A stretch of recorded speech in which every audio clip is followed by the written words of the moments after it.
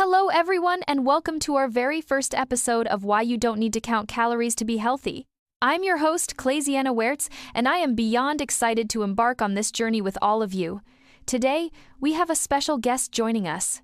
Alira Stone, welcome to the show. Thanks, Claziana. I'm thrilled to be here and dive into this topic.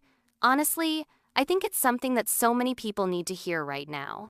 Absolutely, Alira. I find that calorie counting is often seen as the golden rule of healthy living and weight loss, but in reality it can be so restrictive and frankly unsustainable for most people. Exactly. I mean, sure, it might work for some, but the majority end up feeling trapped by numbers. It's like turning eating into math homework. Not a great equation if you ask me.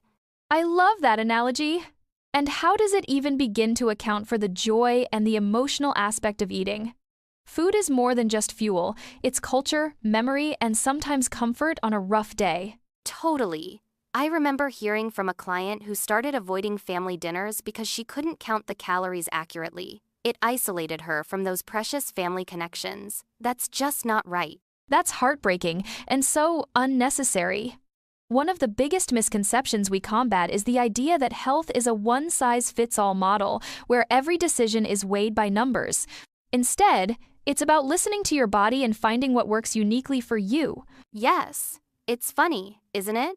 We trust so many external sources rather than taking a moment to listen to what our bodies are actually telling us. You don't see animals in the wild counting calories, and yet, they manage just fine. Right? Speaking of trusting our bodies, let's talk about intuitive eating. For many, this concept can sound a bit abstract, but really, it's about going back to basics and understanding hunger and fullness cues. Intuitive eating is all about embracing what our bodies need without the guilt. It's recognizing hunger as a signal, not an enemy, and fullness doesn't mean overstuffing ourselves because we're afraid of being hungry later. And that involves a lot of self-compassion, forgiveness when we eat more than we intended, and kindness towards ourselves when navigating cravings. Because let's face it, we're not robots programmed with perfect eating routines. Precisely. I like to think of intuitive eating as a form of self-knowledge. The more you practice, the better you get to understand what makes you feel good and what doesn't. And it's not a linear journey. Some days will be better than others. And that's completely normal. Exactly. Embracing the ups and downs is essential. Now, how would you advise someone who feels completely overwhelmed by the idea of ditching calorie counting but wants to start embracing a more intuitive approach? Baby steps. No drastic changes overnight.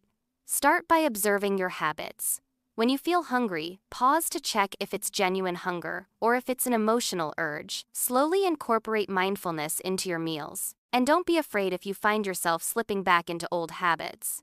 Progress isn't always linear. Such important advice, Alira. And to our listeners, remember, be patient with yourselves.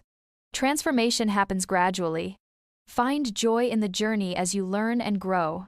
We've covered a lot today, but before we wrap up, any closing thoughts, Alira? Just to emphasize, being healthy doesn't require a calculator. Trust in the process, listen to your body, and most importantly, extend kindness towards yourself. You're your own best advocate on this journey. Beautifully said.